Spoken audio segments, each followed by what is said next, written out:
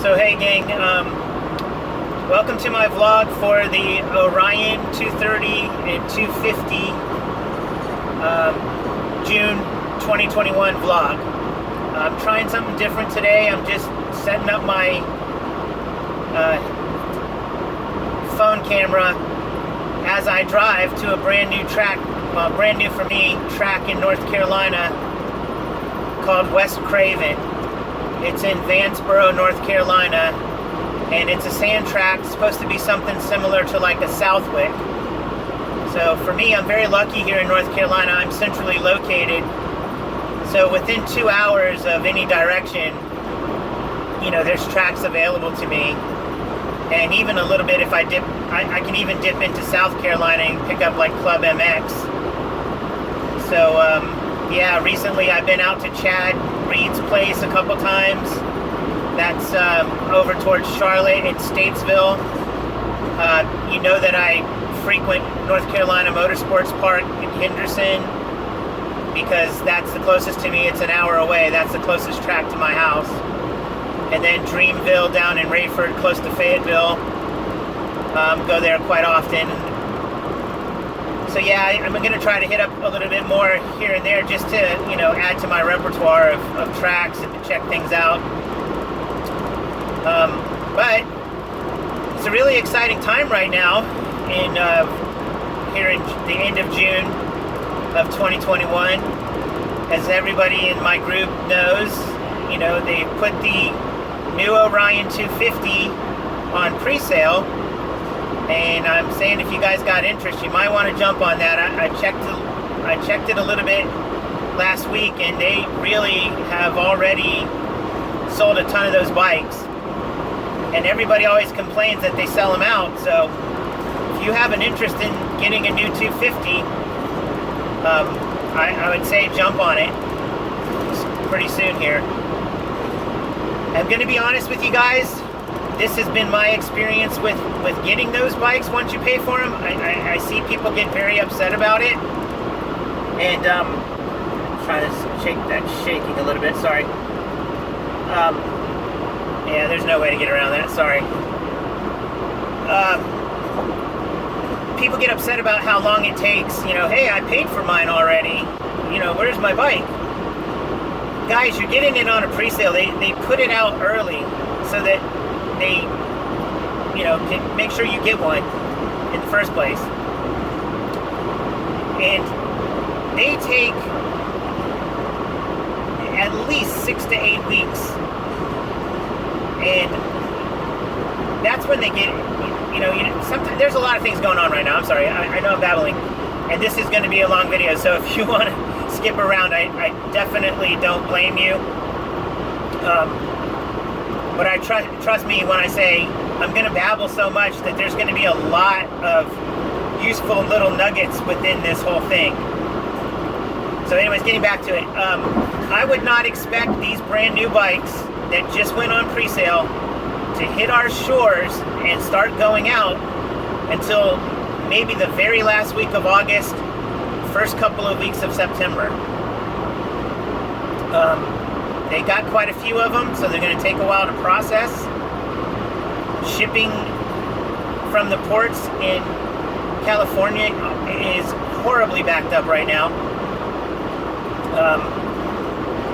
And as some of you have noticed, also, the cost has gone up. This is nothing that they're doing to gouge you, per se. I know Joe made a post about it. I made a post about it that you do have to be careful not to get gouged. But in general, the China bike prices have gone up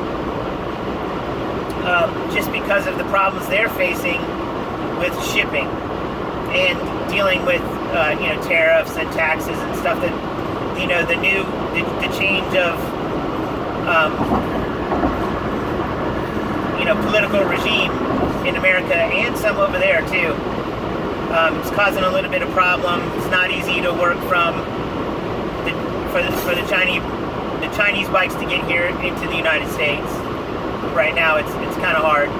And I'm not going down the political realm of it. I'm just saying that is the facts.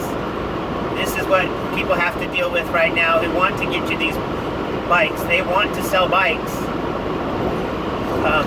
Right now it's a very, it's a hot time. I mean, these things are really taking off. I think they really found a niche in price point.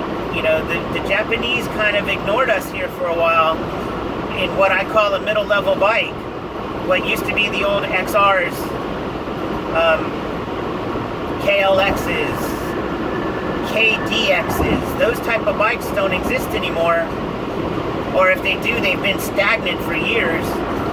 And some of these newer China bikes are definitely filling the void, and they're a price point bike also. So that's really generating new sales for these guys. They can't keep them. They would sell tons more, especially even the little ones, like 850s and 100s and 150s, and anything under a 250. They can't even keep them in the stores. But getting back to this new bike that's coming out from Orion, new 250. I'm not going to be an expert on it, guys. I gotta say, as far as I'm concerned, I almost just, it's almost a passing kind of thing. I'm not, for me, I'm not as excited about it. You guys can roast me over that. I don't really care. They just changed the way they're thinking. They're going to cater to a different market than what they were catering to before. This bike's going to be more like an adventure bike. Still trail worthy, still off-road. It has some ability there, but they changed the motor to a 250cc, same as the last one, but this time they now have a counterbalancer, so you've got even more additional weight, which has always been a problem. But for those who don't know, a counterbalancer is a weight that they add. It runs alongside the crankshaft, and it makes the bike a little bit more smoother when you're talking about running like on a highway or higher, prolonged speed, at top speed for a prolonged amount of time. It smooths out the engine. I mean, this is a single cylinder, small bore engine. I don't necessarily know why they think they need that, but it will be much smoother for those of you who, maybe like someone who does a supermoto. Like if you have a supermoto bike and you're commuting, I'm not saying the frame is necessarily designed for a supermotard, but the bike itself will run smoother. It won't feel so ridiculous at that kind of a speed. You won't feel the vibration in the engine. A lot of you people are, I will say this about the old model, the road version of that, the ones that they were selling as dual sports. A lot of you guys are confusing tire vibration for engine vibration. When you're running knobbies on a street, you're going to have vibration. I severely, if that's all you're going to do is ride on the street, I'm going to say, guys, I'm going to lean you towards getting some decent tires, get away from the knobbies, and maybe even switch down to the rims. Like the supermoto rims that they sell are smaller. So I would encourage you guys to do that if you're going to be running, commuting, just running on the street. I think a lot of people definitely got confused when they had all this shaking and they're wondering why the bike is not very stable. You're running basically on the center of a knobby. You're getting less contact with the ground. So yeah, that was a lot of the vibration issue for a lot of people. So anyways, back to more things about the new bike. So it's got a completely different frame. It's a little bit more stretched out, a little bit more straight across the top with a different seat. It's going to have passenger pegs on it. It weighs 275 pounds, so it's even more heavy. Every time they've made one of these, it's been more heavy, which, I'm not trying to be a negative Nelly here, it's just a fact. That's not a good thing. But, I mean, I guess if you're riding on the street, like I said, they're trying to make these more of adventure bikes. That you won't notice that as much. It's not that bad. It may even help stabilize it a little bit. They increased the they decreased, they made smaller the fork tube diameter, not the outer tube, the inner tube. It'll save a little, they said they did it to save a little bit of weight, but I don't know. Yeah, I guess it would save weight. But you're getting a less durable, a less sturdy platform if you do anything off-road. So that's why I say they definitely kind of made this more of an adventure bike. They're putting all new KYB shocks and springs, so they're different. They're different than anything that's come out before. So you guys are gonna have to let everybody, you guys in the group, please let people know about it, how it works and how it feels, and spring rates and stuff like that. Like I said, I'm not buying one of these, so I'm gonna have to rely on you guys in the group to kind of help out with these kind of situations. But that's the big thing. The counterbalancer and the I didn't mention the 6-speed. It's got a 6-speed now. I know a lot of you guys thought a 6-speed is a great thing. I won't deny it. I guess it's a little bit better. It won't be. I'll dispel a myth right now. It's not going to make your bike go that much faster. Maybe a mile or two here or there. It's not designed to do that. The internal gearing of that 6th gear is basically like an overdrive. It's meant to make your bike be able to cruise at higher speeds without wringing it out in the high RPMs. It's going to help that way. That's kind of more what that 6-speed is, that 6th gear that they're putting in is designed for. But those are the 2 major things, the 3 major things. Whole brand new chassis, whole brand new frame, brand new plastic. It kind of looks cool, I would have said that. Different header pipe. The counterbalance in the engine and the 6-speed gear. That's the major stuff. So now, addressing something that's been asked to me a bazillion times, and people are really hitting me up on this one. As you know, I don't know if you can see, I'm repping a Hinner Motorsports t-shirt today. I've told you guys all a million times, I don't work for Joe, I don't work for Orion. I do this out of just the pleasure and, wanting to help people. So people have been asking me lately a lot, is Joe gonna be gone? He bought a brand new bike. Is he gonna not support the stuff that he sold for the Orions? Is he not gonna do anything for the new bike? I've spoke to him. We speak on the regular. And guys, don't get this confused, man. He's a businessman. Of course he wants to support what he's already sold. He backs everything he's ever done to anybody, for anybody. And of course he's designing and coming up with new stuff for the new model. It's basically a similar engine to the last one, just the added 6th gear and the counterbalancer. So a lot of the things that work for the most recent model are going to work for this one. So like I think he's been speaking about getting a big, he has it already, he has a big bore kit for the last model. And everyone's been, hitting him up asking, where is it? Why can't he get it? He's having a real hard time getting all the product, getting actual metal. Copper is a big thing. He's having a hard time getting sheet copper so that he can make head gaskets.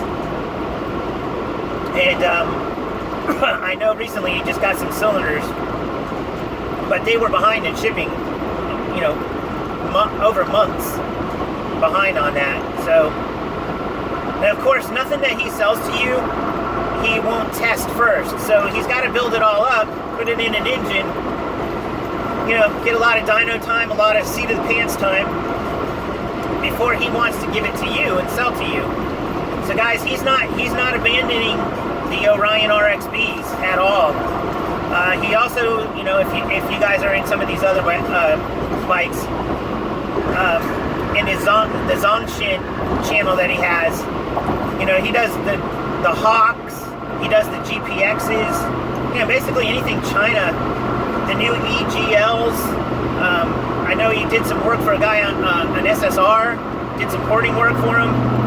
So, yeah, Joe's not abandoning you guys. Please don't feel like he is. He's very busy. I know you guys, some people have contacted me to try to contact him. I don't think that's the way to go, guys. It's not like I won't let him know. I'm happy to do it, but give him a little bit of a break as far as response time. If you hit him up on Messenger, he's so busy right now that it's hard for him to get to every messenger and still try to do everything that he has to do in a regular day. You know, he has a business, he runs regular business, he has local customers, you know, that are coming to him. So a lot of this stuff gets done late at night. If you ever see some of his posts, they're 2, 3 o'clock in the morning. The guy's a vampire. All right, so touched on the new bike, touched on the old bike, you know, still being supported. A lot of you guys know I've changed a lot of crap on my bike. I encourage you to go back through and check out some of my older videos, kind of a timeline from, you know, anything you want to know from old to new is in there somewhere. And also within the group, guys, please start using that search function. A lot of the answers have already been there for you, and it's almost, I know it is how you new guys, I'm going to call you millennials, whatever the new generation is. You know, you want everything handed to you. Hey, give me a link. Hey, give me a video. A lot of this stuff's already been answered. Some of the videos are already out there, and there's a wealth of knowledge among people if you just ask the question correctly. But asking the same question over and over and never having looked it up, I won't say it's annoying, but I think you could spend a little effort trying to find that answer. It's usually in the search function, and even if it's not, I'm sorry, I'm not trying to be rude. You know, everybody's here to help you, and they will. You know, I've answered tons. You don't know how many times I've answered like the simple questions of, you know, what size sprocket, what kind of plastic works, you know, what levers, what blah, blah, blah, blah, blah down the line. And I'll keep doing that. I love helping you guys. But like I said, if you could sometimes help us so that we don't have to get so many of these private messages and to take from our personal time, you know, try that search function. It's probably been answered before. One other thing about the new bike coming out, this is kind of hard for me to say because I've had issues with this gentleman, but he definitely makes great video. Patrick Lemieux, I'm going to say his name, probably butcher it. He has a channel, I think it's called China Stir Fry or Chinese Stir Fry, something like that. Dual Sport Stir Fry, maybe that's what it is. Dual Sport Stir Fry on YouTube. He made a video about assembling the bike once you buy it, and it's a very thorough video. It's a very good video. I had it on our page for a long time until he and I had a disagreement, and I'm still gonna, you know, I mean, why not route you guys to him, route you to that video? So I encourage you to look it up if you're buying a brand new bike, especially if you bought it in a crate. I encourage you to check out that video because it'll show you how to assemble. You know, some things will be a little bit different because this is a new bike with some things being different, but in general, it'll give you a damn good idea of how to take that bike from the box and get it together. Okay, so that's the end of my stuff for the RXBs, the new 250s, and our bike that's in this group that you're seeing the video in. I want to start talking about the next level. So China bikes are on the move, man. They're on the rise. They, like I said, they found a niche and they're really hitting it hard. And excuse me. And for a mid-level bikes, I'm gonna encourage you guys. They're about the $4,000 range, maybe $4,500 now, almost even $5,000. SSR 300 EGLs, which are basically SSRs, except for the 250 version, but which, sorry, I'm digressing. And SSR, Kayo, GPX, and EGL, all are making incredibly good bikes in that $5,000, $4,500 range that are definitely off-road trail worthy. Some of them are even dual sport. These things are real water, I'm talking about the water-cooled ones. They're amazing. They're all based on basically that single cylinder one overhead cam engine that came out, I don't know, a bazillion years ago. But Honda was running some of their first versions of that, and that's basically what it is. Both the 250, 300, and 450 are all basically that. And guys, those are amazing bikes. They really are. The fit and finish is good. They last. I know some guys have had some of those older 450s.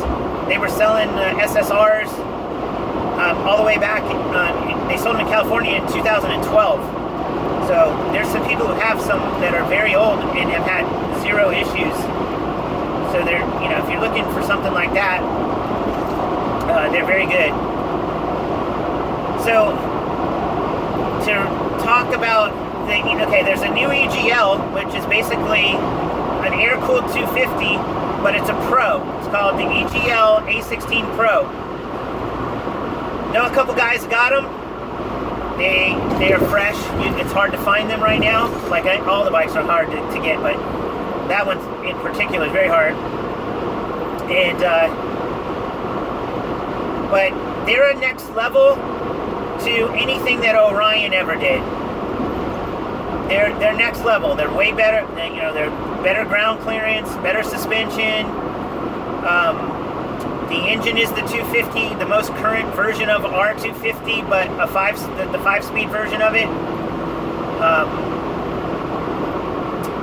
Better frame, has a different frame, still steel frame, but it's a better frame. Swing arm's better. Some of the components are better.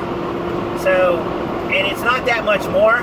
I want to say they were selling them for $2,400 or $2,500. So, if you want to be off-road and you were thinking about an Orion, and you're thinking about the newest one that's coming out now, that just went on order, I would encourage you. I would divert you away from that bike if you're going to be off-roading it. If you're going to be more dual sport and adventure, then fine. But if you're off-road and you're doing heavy trails, enduro, hair scrambles, even, they're not sold as a motocross bike, but if you're going to do the changes that you have to do to do that, then I would encourage you to look at that EGL A16 Pro. It's a better bike. It's not that much more expensive. So moving on, the tip of the spear now, guys. I'm telling you, this is a game-changing motorcycle. The Kayo K6 R. There's two versions. There's a carbureted version that comes with a nibby, and there's an EFI version that is electronic fuel injection. Guys, these are game-changing bikes. Water-cooled 4-stroke, dual cam, high revving, 10,000 plus RPM revving engine. That's a lot of what the other China bikes won't do. They don't make them to rev out. So they don't make them motocross worthy or fast enduro worthy like this Kayo is. The componentry is ridiculous. The weight is lower, which has always been a problem with these Chinese bikes. Everything about it is comparable to a Japanese bike. It is the dirt bike that they race in the motocross nationals in China and all over the Pacific Rim down there. They're hard to get now. They're just now setting up they're trying to increase their dealer network throughout the USA. Recently, Joe Hinner was out there in California speaking to him about it. So yeah, if you're motocross minded, like Joe and I have kind of been and are, I'm going to encourage you guys to give this Kayo a look, man. It has all, billet rims, billet hubs, aluminum rims, thicker spokes, better. It comes with Kenda tires. People switch out their tires to get Kendas. These are good tires. The suspension is fast ace. Joe's already taken apart the front forks, and basically they're Honda twin chambers. They're not exactly, but pretty similar. They come with a little soft, maybe for the springs that all the Chinese bikes do, but you're going to be able to get springs very easily because they're that type of a bike. I'm not going to tell you that they're an exact Honda knockoff, but they're pretty damn close, and you should be able to get the springs. Joe even put Race Tech Gold valves in his forks. For those of you who know what that is, that's the high-end suspension upgrades that you can do to this bike. But just in general, coming from stock, they're way more capable than anything else that's ever been put out by the China bikes. It's a little bit down on horsepower comparatively speaking. It's around 34, 35 horsepower, and for a 250, Kawasaki, Suzuki, KTM, Honda, they're going to be closer to the 40 number, the high 37 to maybe 40. But how many of us can really use that? You got to be honest with yourself. How many of you guys out here can really use every ounce that these bikes put out? I've said it a million times about 450s. 450s are so overpowerful. They detune the dang things on the pro level. So Joe bought one. He's been riding it. He's been reporting back to me about it. It's an amazing bike. He's already got some upgrades for it. There's a 300cc kit if you need more power. There is a high output flow-wise impeller pump for the water pump, which helps bring down the temperatures, which the temperature's not necessarily an issue per se, but you always want to run a little bit cooler engine if you're going to be having sustained heat and high RPMs and high drain on the engine. So a lot of the factory guys do that already. So he has those to sell. He has an electronic CDI control box. Changes the mapping. Gets you those higher RPMs. And I'm sure he's working on a whole bunch of other things too, because he's just this mad scientist like that. So I'm gonna leave off there. I think this is a pretty long video. Oh, sorry. I want to touch on one other thing. Recently, someone broke a frame. They took a stock bike and started on the RXB 250. Sorry, took a stock bike, basically started trying to jump it, and broke the frame. It's been answered in the group. I'll talk about it a little bit here. Joe has a solution to a geometry problem that comes with these first, second generation Orions. They're not. He lengthens the shock to put more forward bias to bring the rake in a little bit on the front forks. If you guys understand any of that, basically they deflect because the front fork is stretched out a little bit too much, and it puts a lot of stresses on the frame itself and can cause cracking, and it is a little bit of a weaker frame. It's not a chrome moly frame, guys, like the Japanese bikes are. So But I encourage you guys to speak to him about if you're going to do like any hard off-roading, like enduro, hard single track, anything where you're motocross for sure. If you use a bike as a motocross bike, or are you going to try to do that like we have? Anything where your wheels leave the ground, you need to send your bike in to Joe and have that suspension, that rear shock suspension mod made, and address the oil level in your forks. And one of the best things you can do also is switch out the tires. The stock tires are too flimsy. The sidewalls give in, and you go right, when you jump heavy, you go right to the rims. So you wonder, it's a thing that hurts the suspension more. It also is a lot of the reason why a lot of the rims have thrown spokes and got bent.